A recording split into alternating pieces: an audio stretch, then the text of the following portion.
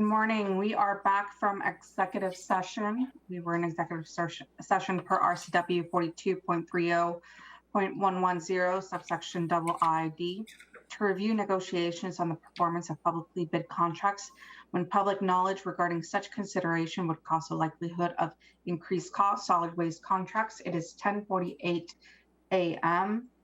And County Manager. Thank you, Madam Chair. Thank you, Commissioners. At this point, I will ask for you to provide direction for staff to bring an AIS for you to consider setting a public hearing so we can begin the public process related to this contract. I have a question, Madam Chair. Go ahead, sir. And what does that entail when, we got to move forward in the process, but then what happens? There's a period of time and we give out all this information and then citizens with concerns can come in, well, what about this? And what about that? And maybe you can say, well, Edward's already asked that question, so I don't know. I'm just wondering, is that how it works? So similar to previous public hearings, the process goes, you take public testimony. Depending on the public testimony, we'll follow up with a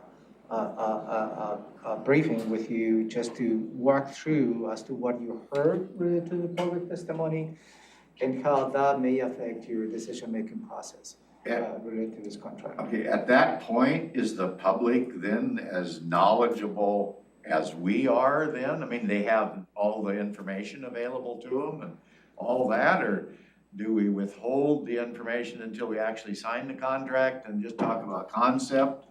What's getting back to Ty's question, I guess, at that point, we're gonna start maybe getting asked questions about this or that. So once we set a public hearing, and then all this information, becomes public? Is that the way it works? So then when somebody says, well, who you negotiating? Well, the top guy was so-and-so. I'm just trying to figure out, make sure we get it right once we make the decision to move forward. So, not that I'm questioning moving forward. No, I think I understand your question. So yes, as soon as the board considers setting a public hearing, this document will be made public, and the public will have the opportunity to look at the terms and conditions of this contract. And at this point, is the vendor will be revealed as well. So at that point, then maybe the opposition is, if they've got any concerns, they're going to bring them forward to that public comment section or something? Among many others, perhaps they will be providing testimony and support, or not, or maybe providing additional perspective for you to consider changing some of the terms and conditions. Other than people that are actively involved in the garbage business, I suppose maybe citizens might be interested in, are their rates going to go up, or are they going to pick up once a week, or, are those the kind of questions, or is this strictly going to be all parties interested as far as obtaining this contract? Then they come forward and duke it out, or argue why this or that should be or should not be part of the deal? And so I wouldn't be able to anticipate what type of comments or questions the public will have in the public hearing. We'll just have to see how that goes. But the purpose of the public hearings, I understand, is not for the other parties to sit around the table, the parties involved. It's really how the county, you, the Board of County Commissioners, the legislative authority, would like to get the public the opportunity to provide comments on this contract. And the comments that you receive will give you enough elements for you to continue with the next step in approving the contract. Oh, okay. It is not intended, if I may, this public hearing to go back in the process to have the two vendors have a conversation on the terms. That's not the purpose of this. Yeah, okay. It's for you. It's for you as a Board of County Commissioners to hear from the public. I guess because I've been involved in numerous public hearings, but I've never been involved in one involving a garbage contract. And so I guess I maybe refer to Wendy because she's kind of, I guess, the local expert that we're utilizing. So what can we expect if we set a public hearing on this, Wendy? Would that be a fair question for you to, I mean, who do you, in past history, who participates and what kind of activities take place? And are we gonna, is an hour gonna be enough, or are we gonna have a whole union shop coming forward and everybody's gonna testify and they're gonna be mad, or what's going on? What happens? So I've been through this process in both Kittitas and Yakima counties. Both of them had multiple proposers. All proposers showed up at the public hearing and provided public testimony at both of those. I think we should expect to hear from both Waste Management and Waste Connections. I believe Republic will also speak at the public hearing. It's a very large contract. I think when it goes public, you probably have members of the community that will be interested in the contract. And as you stated, they'll want to know if tipping fees going up or not. Your Solid Waste Advisory Committee also was very involved in this and had members that participated in the review of the RFP response. I believe that some of the community members will come forward and testify as well, committee members. I don't see any significant issues at this point. You have a very good contract in front of you. I think you've been well advised by legal counsel that the process was very upfront and forward as we went through, and staff involved, as many of the proposers as we could. So I think it will be just a matter of listening and seeing if anything new comes out. I'm very pleased with the contract you have in front of you at this point. It's very value added to the county and your constituents. So that's where I'd be coming from. Okay. Thank you for that background on what we might expect. So do I see a concurrence for the board members? So you will be expecting an AIS. Do you consider setting a public hearing? Yeah. Okay, thank you. So yeah, as soon as feasible, Jennifer, staff, and we'll go through this process. Thank you so much, and appreciate everybody's patience, perspective, and feedback. Good process. Thank you very much. Thank you. Thanks, everyone. Bye, everyone. Bye. Thank you, staff. Okay, and so with that, we'll go on to our second item, reports on external boards and commissions. Commissioner Edwards? Oh, boy. Madam Chair, I was so wrapped up in going over all this stuff. Go ahead. I'm not sure. The fair people last night, I was at a fair board meeting last night. They're tickled to death that we're moving forward on that, but that's no surprise to you guys. I was also at an EMS meeting. We've got a new temporary EMS or 911 director taken over. Now, Wendy? Yes. Yeah. Wendy Hill.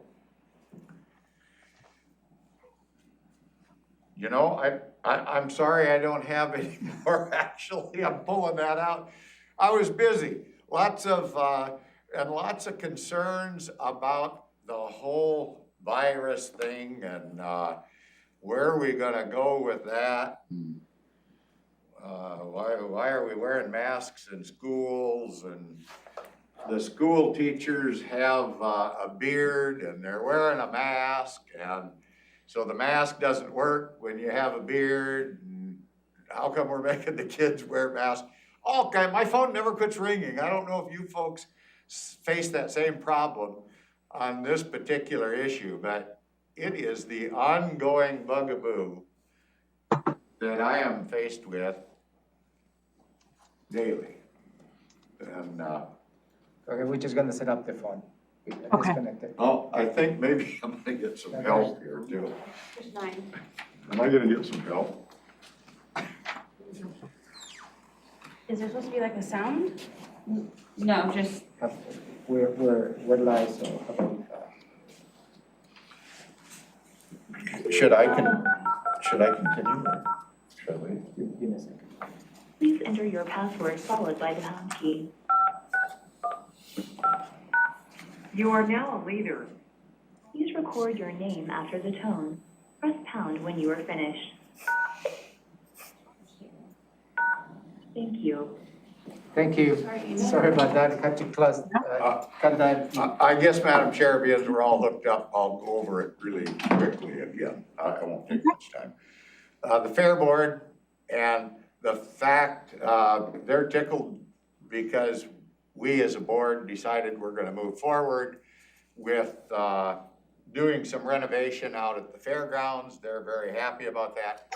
They are very concerned that we would have a fair, you know, this fall, and boy, I'm hoping we have a fair this, in August.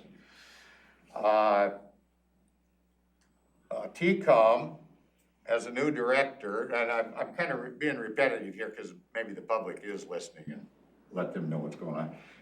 Wendy Hill was kind of taken over as interim director to kind of keep things going because Keith went into retirement. On the Area Agency on Aging, there was one issue there, and maybe I brought that, and Amy's not in here. And that had to do with an appointment, boy, from a person from Olympia to that board, that Citizens Advisory Board, and we all know her. You think I can come up with her name right now, and I don't have it on my notes. Anyway, but I think that's coming up, and so you won't be surprised at our next meeting if Amy's probably got that. So they were concerned that this person be put on the board. I apologize for not having that on the tip of my tongue. The EDC board meeting was relatively short, kind of going over past history about what's going on, nothing earth-shaking to report on there. TRCP,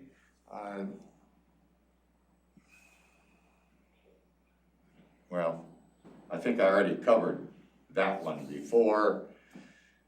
Maybe not, it's new board members and such that are in there, so everything just kind of a normal, nothing earth-shaking there. I'd report that the Boys and Girls Club out in Yelm did a fundraiser here on the 24th, and we raised $75,000 for the club, and that was quite an undertaking. Participated out there in the Big Bird Native Artwork rededication with my seatmates. You know, it was brought to my attention that nobody out there could remember when the three of us were out there together, so they were quite enthused that everybody showed up. And that had to do with some rework of some native art that had been put together 30 years ago and kind of had been outside exposed to the elements, and the tribe came in and gave us a pretty good history of what was going on that. And Lacey Chamber Business Awards, that was well attended, a lot of good folks that are doing a lot of good work over in the Lacey area. And I think that's gonna be about it for me. And I already stated the COVID-19 issue and how much interest. I did mention that, and that is an issue worth talking about, I think, is the parents are so upset about kids wearing masks and stuff, and school teachers, they're wearing masks too, but a lot of them have a beard. I don't think any of the kids, maybe in high school, might have a beard, but for the little kids, they don't have a beard. But you know, a mask doesn't work if you have a beard on, they pointed out. How come we still have to wear a mask? Why don't the teachers have to shave? I get the darndest questions, because my phone's been listed in the phone book forever, and it never ceases to quit raining. So there's my report. Thank you, sir. Okay, Commissioner Menser? Yesterday, I was at the Wasatch Board of Directors meeting all day, and I came out of that meeting with a new statewide board assignment. I volunteered to be on the Public Defense Advisory Committee because they needed somebody, and I felt with my background, I should probably be a good person to serve on that. So we'll see how that goes. The Timber Counties Caucus, I know Commissioner Edwards is the new representative, but they gave a report to the Board of Directors, and they made a specific point that there's a kind of a dispute between the state lands and legacy forests. There's kind of a movement to try to protect legacy forests, and these are forests that they're not quite old growth forests, but they're forests of a certain age, like 70 to 90 years old. And the Timber Counties Wasatch Committee is they want to actively be able to harvest those trees. And there are groups that are trying to not have that happen, and testifying at various, anytime there's a public notice of a sale regarding one of these legacy forests, they testify. So I just want to raise this because I've actually met with citizen groups in my district that have identified certain legacy forest parcels around up above Delphi Road and Alpine area that they wanted me to take action to try to remove those from the state timberland. There's a process for that, and I was looking into all that. So I just wanted to raise that as a possible issue in the future. We definitely have folks in our community that that support that, and it's kind of contrary to where Wasatch's going. Let's see. Chehalis Basin Partnership. This is a long-standing group that worked on watershed back from the 90s. And so when the Streamflow Restoration Act needed a group to work on the watershed plan, they were the obvious group, and it kind of reinvigorated them because there was funding along with that. And we got our watershed plan adopted by Ecology. Everything went very smoothly, and now we're working on the implementation. Well, there's no more funding for this activity of the partnership. And Kirsten Harma, who's been ever since well before I got on the board, has been our sort of administrative support, at least part-time. She was funded. There's no more funding. So the group is essentially disbanding. Unless and until we can, in the past, partner jurisdictions have contributed funding, a modest amount of funding, a couple of $1,000s each or whatever. I'm not sure what that, Ramiro might know, or Robin. But anyway, I'm just giving you guys a heads up. That group is essentially doesn't have the funding to continue to meet, will not be meeting until we can come up with some other way. There may be an effort by partners in the partnership to kind of go back to the old model where we all kind of pitch in some money. There's nothing on the table right now, but I just, that may be coming because I think there's certainly some in the group don't want to see it fall by the wayside. So that's kind of big news there. Thurston Thrives. So I've participated in the Clean Energy and Climate Working Action Team. And that action team has not been very active the last year and a half because the activities, that group started as kind of a broader environmental group. It got kind of focused toward climate. And then when the climate mitigation plan and the clear steering committee and all of that and TCAT, we were kind of struggling as like, where do we fit in? And so we Chris Hawkins from Public Health and Social Services kind of steers that group. And he kind of pulled everyone back together to have a discussion about, do we need to be an action team anymore? Or should we pass the baton to TCAT? Or should we do that and sort of change our focus? So the group kind of decided that TCAT might be the better action team related to climate, but we thought that there still might be a role for maybe a water focus, or maybe some Art Starry was there and kind of gave a great overview of kind of all the different things the county's touching on with regard to the environment and public health that are not related to climate change. And so just to give us kind of a menu of things that we might want to work on. And so we kind of left that open because the group that had the group that was meeting was really the climate activists. And so they weren't really necessarily the best group of people to decide what the non-climate focus ought to be. So I think Chris is going to continue to kind of reach out to prior stakeholders. And so I guess it's just, it was undecided whether we're going to continue to try to meet and shift the focus a little bit away from climate change, understanding that there's a lot of effort going into climate change work in other areas. So that was that. So yeah, the Big Bird thing was really great, and I wanted to do that, and I'm glad I did. And I had to hustle out of there because I had agreed to represent the board at the Long Lake annual meeting, Long Lake Management District annual meeting. And so I got home and able to log in there right in the middle, or the tail end of Eric Casino is the chair, and he was giving a presentation about his concerns about the fairgrounds project. So I really didn't see his presentation, really. I heard the Q&A, and then Tim Wilson was there, and he kind of gave a response to that. So I saw all of that, and I thought he did a pretty good job of trying to lay out how we got to where we are and what the next steps were. And then they gave me an opportunity to pipe up, and I kind of left the technical stuff to Tim about the fairgrounds thing, but I did outline that the board had two things that I really talked about. One is that the board had agreed to continue the funding for the interfund costs, the administration help for that district, at least for the next biennium. They seemed pleased with that. And then I talked about the foundational public health money that we funneled toward septic pollution identification control, and they were very happy about that. So I got a very positive response about those two items, especially the septic issue. And certain members of that district are very concerned about that. So, and then Paula Cracknell was there, and they had a lot of questions about kind of real specific stuff about their alum and other treatments that they're planning. They're doing true treatments, I think, for 2022.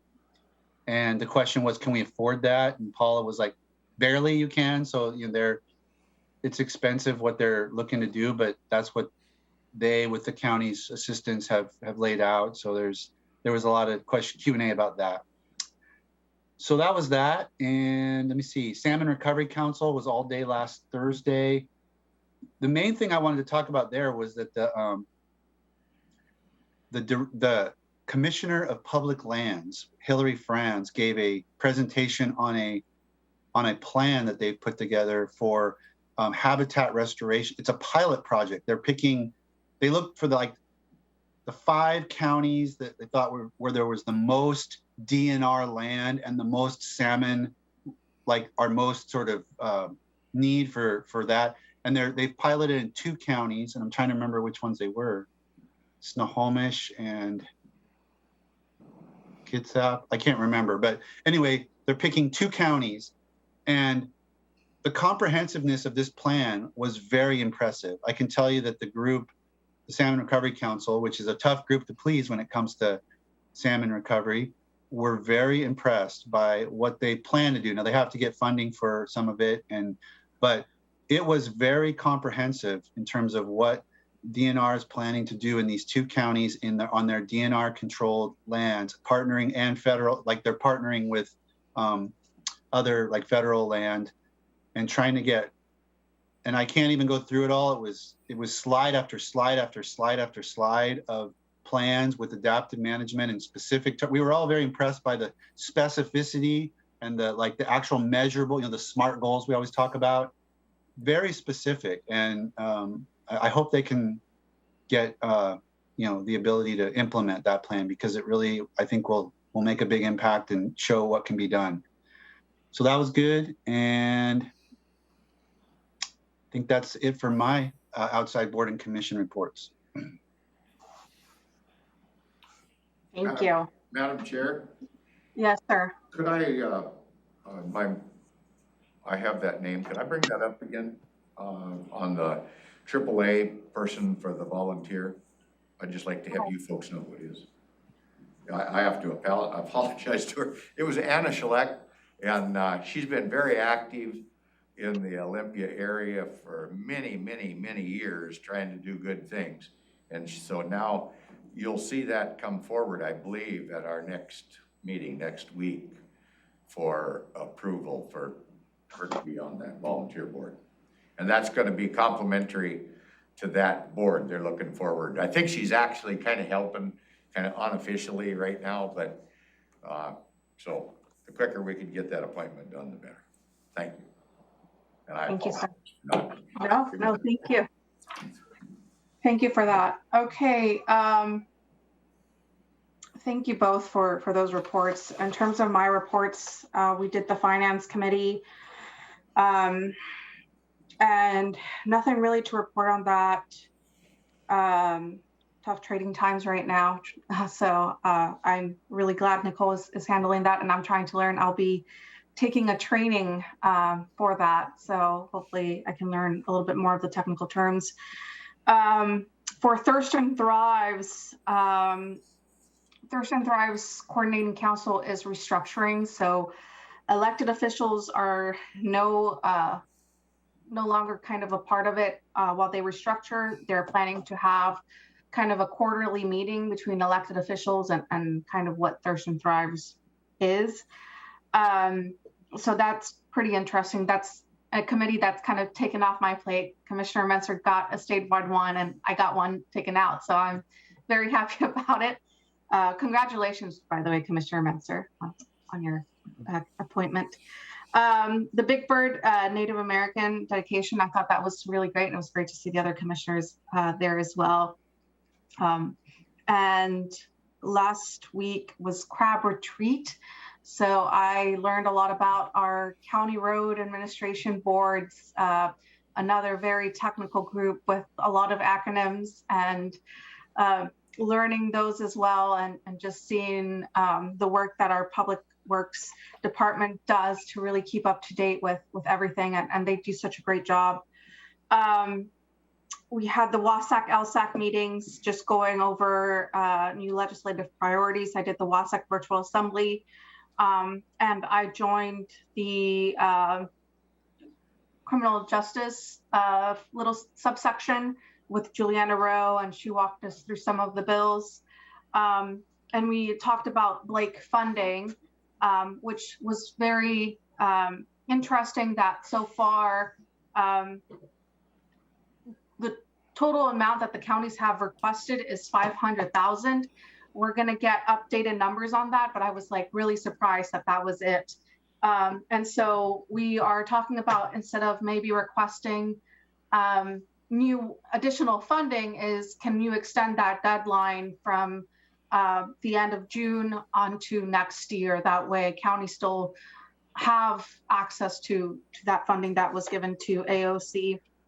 And then for SWAC, nothing much to report. We did have officer elections yesterday, and I'm really excited that our new chair is Renee Radcliffe Sinclair. She was previously a chair for this committee, so now she has decided to take up the baton again, so it's very exciting. And then our vice chair is council member Jim Cooper from Olympia, and he was our previous chair, so I think it would be just great leadership as we transition.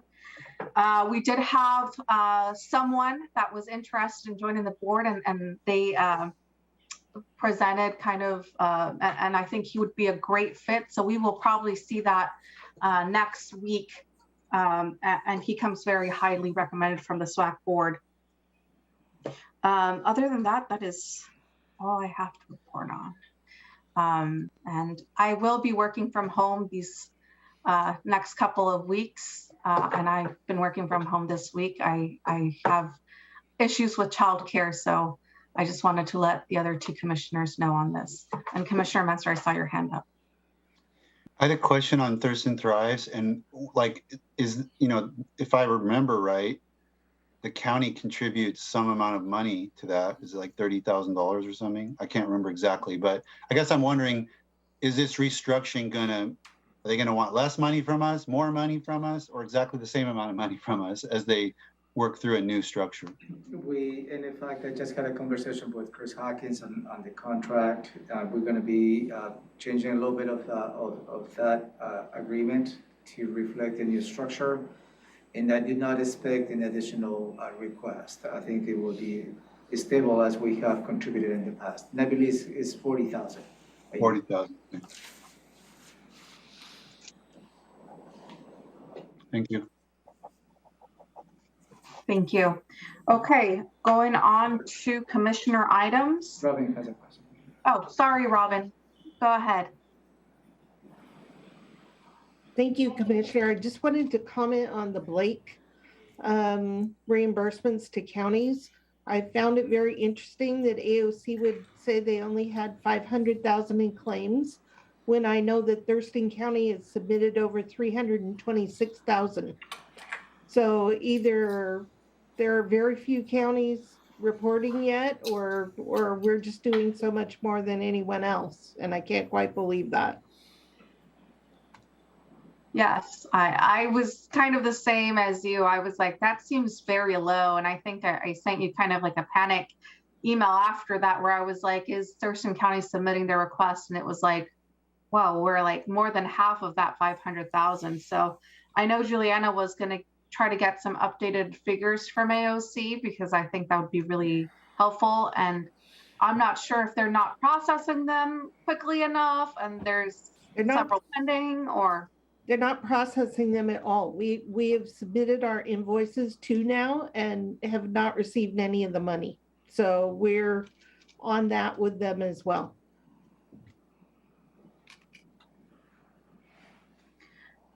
I did ask the question to Juliana on whether the Ledge would consider appointing someone else to, do the funding besides AOC, and apparently both the Chamber and Department of Revenue have said not us. So highly unlikely. So we will be stuck with AOC in this. So we'll see how it goes, and hopefully we get those figures soon and we can get refunded for that amount. Go ahead, sir. Oh, just on that point, Ramiro, I don't have my Ledge tracker in front of me, but is 5663 on your tracker? Because at the WASAC meeting, we were discussing that bill with council, and we were told yesterday that bill doesn't provide money, but it does. It's not a funding bill, but it provides that the state would pay all Blake-related costs, and it's part of a settlement. It's being negotiated with WASAC support as part of a settlement of a lawsuit related to all of this. Yeah, I believe it is, but if it isn't, I just went through the hot sheet yesterday with WASAC. But if it's not in the report, it should be now, because I brought a lot of bills the WASAC is supporting, and I did come across one with Blake. And I don't know if this is specific, but I'll make sure that is the case. We're tracking on that. Okay, yeah, it's got that element. Another element that might be controversial is and they didn't go into detail, but they said something about that it puts a block on lawsuits for collateral damages. If somebody says, I was in jail or I had a felony conviction for, controlled substance, and so I couldn't get a job. I got a lesser wage, all of those sort of ripple effects. There's something in this bill that kind of puts a side rails around that. And then it deals with the Blake funding from states to county. Those were the two elements that were laid out at the WASAC meeting yesterday. So, okay. That rings a bell. I'll make sure that I'll bring that bill into our tracking sheet. Thank you. Thank you. Okay, commissioner items. Commissioner Edwards? I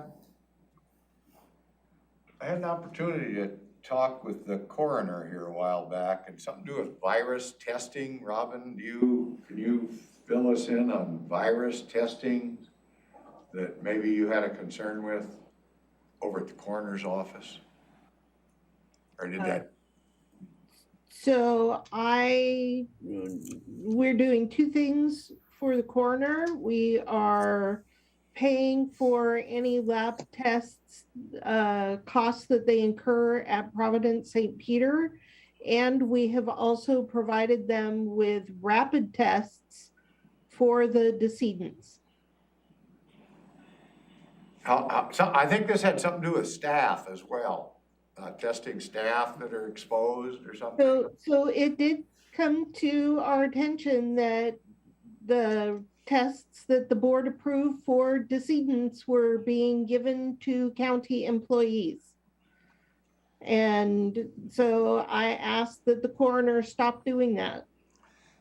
And I agree with that, because the intent of the rapid test was to address the needs of his business, and not necessarily to any potential exposure of county employees. Because if we were to go through that process, every county employee should be able to access that rapid test, and we don't have the abilities and means to do that. So when this issue came up, I totally agree with Robin that we need to make sure the coroner understand what the purpose of the intent is related to the rapid test that was not intended to make available to staff. It was just to address the needs of his business. I guess. I would add to that employees have available to them tests that are free. And if the county is purchasing tests, then our employees are then using that as a gift of public funds. Absolutely.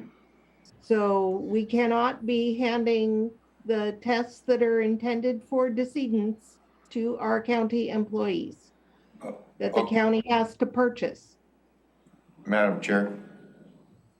Go ahead, sir.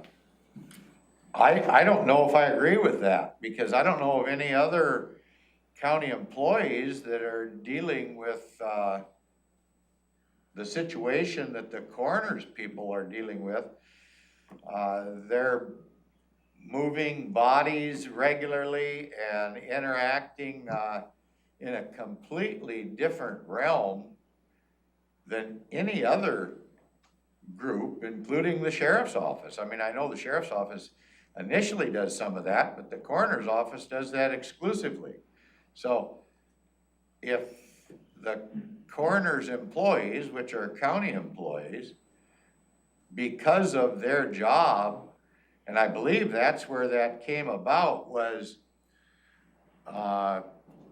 when they're moving a body or working with a body and the body gets tested, and I don't know at what point they get tested. Come to find out, they're positive, and then that coroner's investigator or whoever was loading that person up, or, you know, I hate to try to describe the different conditions that officers face when they're dealing with bodies. I mean, because it's not very pleasant.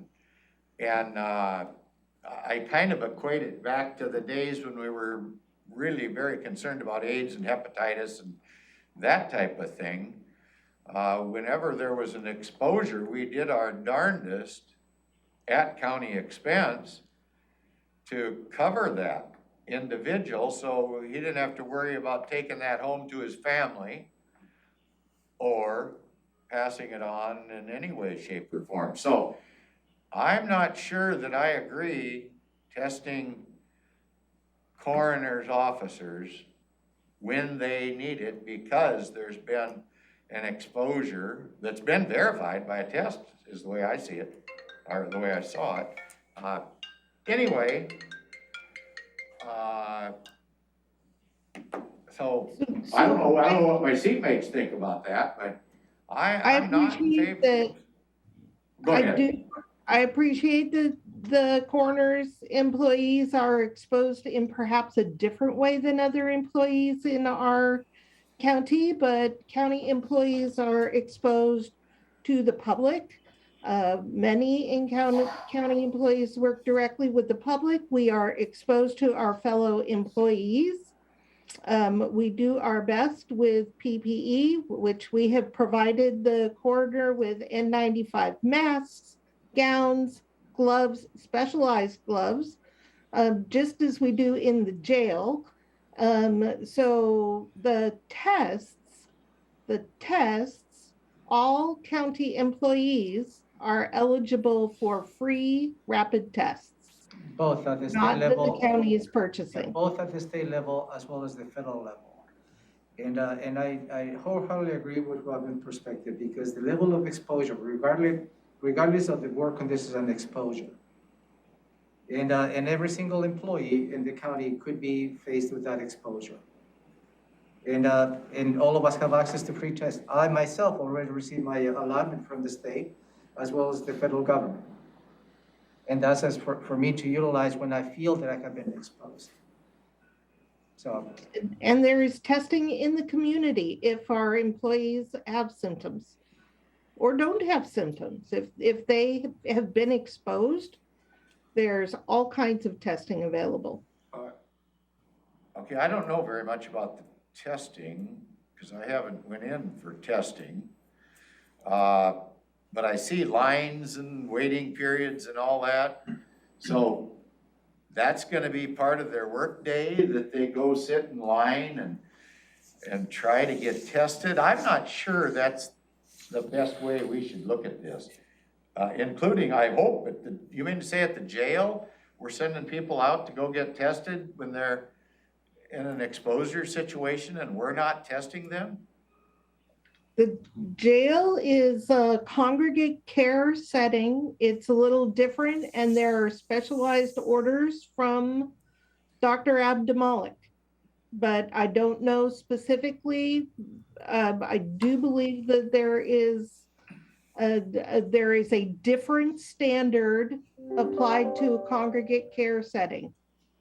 I guess I would say on that topic that if it takes a recommendation or a special order from Dr. A to make that an eligible use of government funds, I guess, if you will, if you talk about public gifting, which I disagree with, but if that would solve the problem, I don't know why we wouldn't do that. I'm on the coroner's side and on his staff's side on this issue, and the county manager mentioned, well, you can get free tests here or there out through the mail.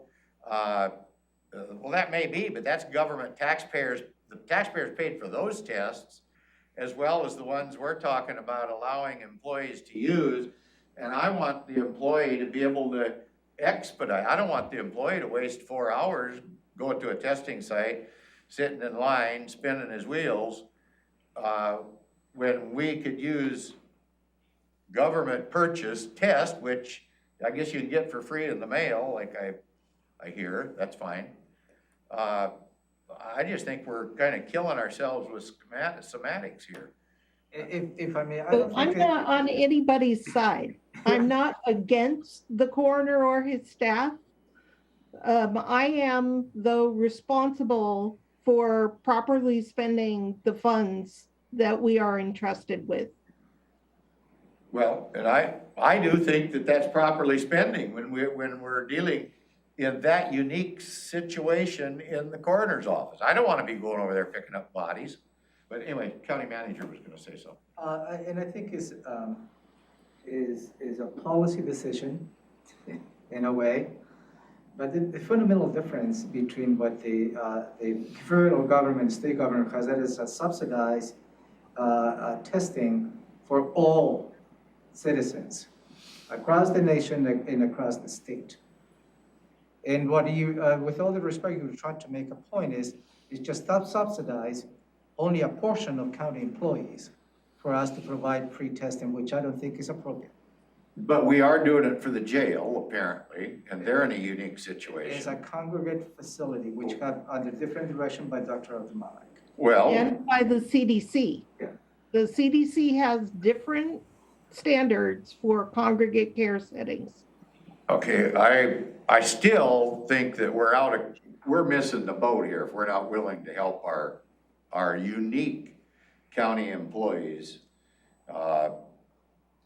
check on their well-being, I guess. So I see Commissioner Menzer has his hand up.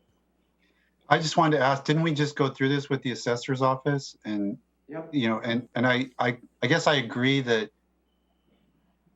you know, Omicron is so, as I went through, you know, a couple weeks ago, when we made the decision about the boardroom, its transmissibility is so high. I think it kind of blurs or kind of undercuts the idea that somebody's in a unique situation. I mean, any sharing of indoor office space with people not properly wearing masks puts somebody at a very tremendous risk. And so I don't necessarily, as Robin said, we have many sets of employees that work with the public, that work in indoor settings, that work in close proximity to other employees, et cetera. And I don't, you know, we went through this whole argument, we went through this whole conversation with the assessor's office and what they were facing. So I'm apprehensive about trying to carve out those lines. Okay, could I follow up on that, ma'am? But the uniqueness is that for those individuals that are interacting in person as county employees, especially in the office environment, I believe the CDC has said that these cloth masks don't work. I think they're finally recognizing that. But we have got, you can think, the 95s, I guess, have an effect, but a lot of people are wearing Cloth masks are effective. It's a continuum. You can't say they don't work. They don't work as well as doesn't work as well, maybe. But we've got plexiglass shields up and some adequate separation and stuff. When the coroner's investigators are out interacting with the public, and I can tell you, somebody just had their loved one become deceased in some fashion or another, they're not too worried about having a mask on when the deputies get there, the coroner's people get there, whatever it is. I just think we're nitpicking if we're not willing to give every consideration to those county employees that are in a very unique situation. If somebody from the road department is helping the coroner pick up a body out of the ditch, I would hope that we will give that person the same protection that we would give the coroners. Hopefully Public Works is not in that business. Well, I'm just saying, I'm not in that business either, but I wanna do for our employees the best I can possibly do. And I can't imagine that the Department of Commerce would say, oh, you can't be testing coroners investigators.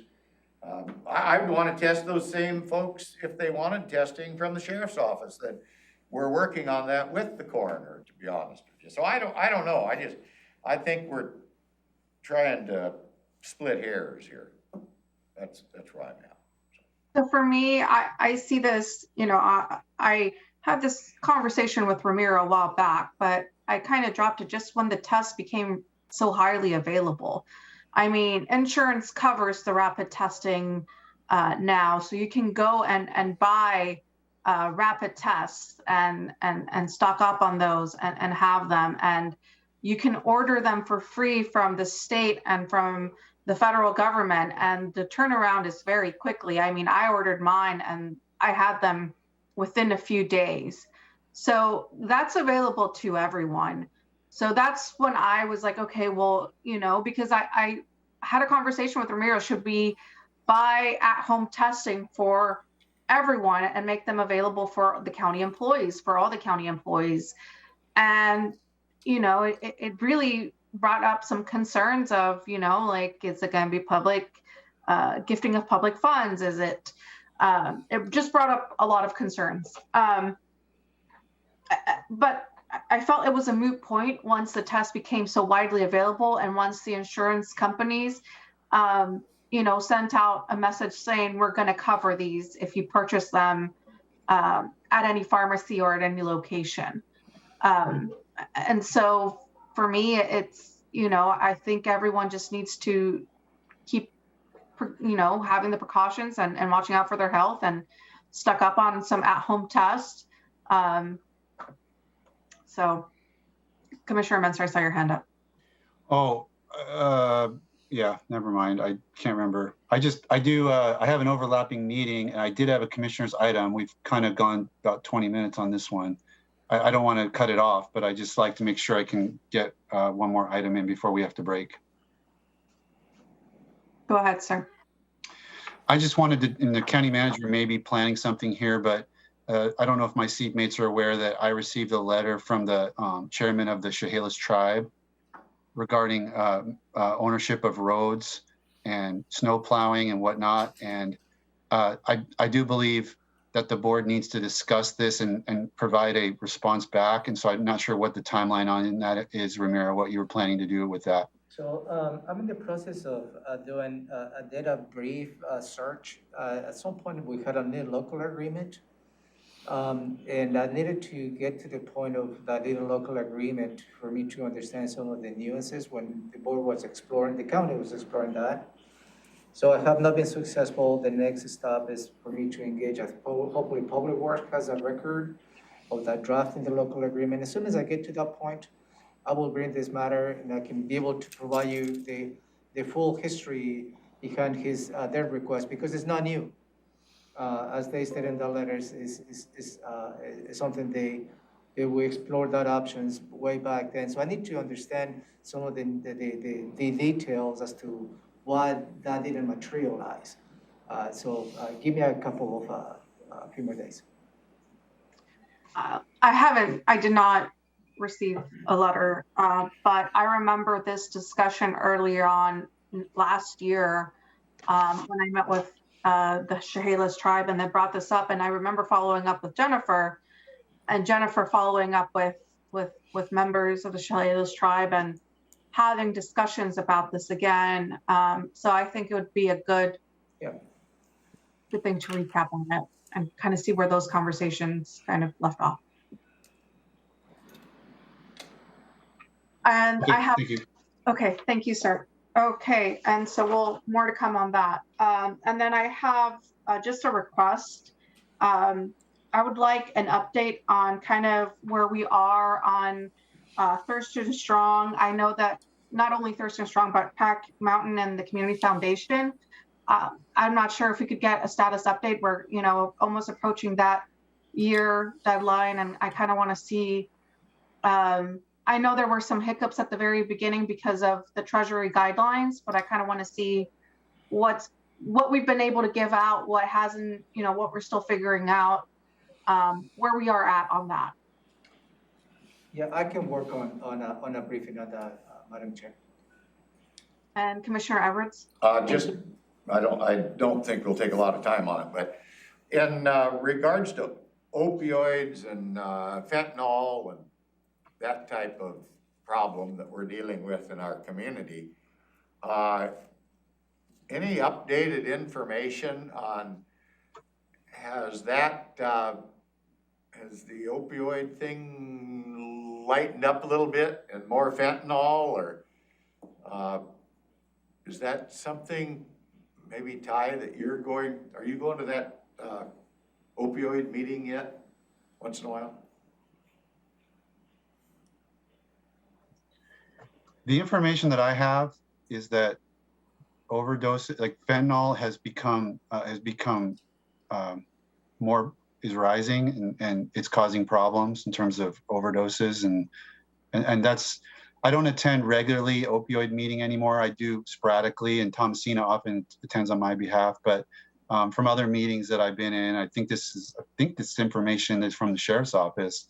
I've been in several places where Sheriff Snoz has been giving talks to the public, and I think he's been putting an emphasis on that there's a fentanyl increase, and it's very concerning, and it's causing more overdose problems. That's what I know.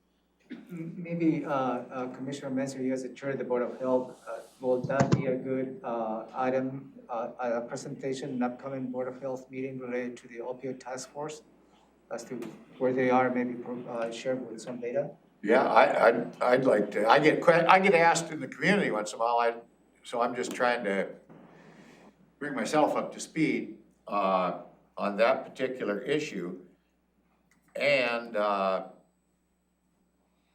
how it ties in with what we're doing, I guess, you know, we're in the middle of some litigation, I guess, yet with, the whole opioid thing. I don't know where we're at with it, on that, with the prosecutor as well. Maybe we could get it all lumped in as a little bit of an update for us.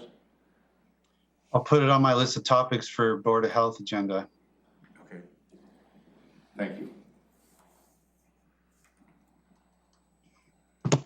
Okay, any more items? How long do you want to keep going? No, I'm just joking, trying to lighten it up a little bit. Commissioner Munster has the hard stop at noon. Okay, if there are no other items. No? Okay, we are adjourned. Thank you very much. So Commissioner Mejia, give me 5 minutes and I think we have a meeting, you and I.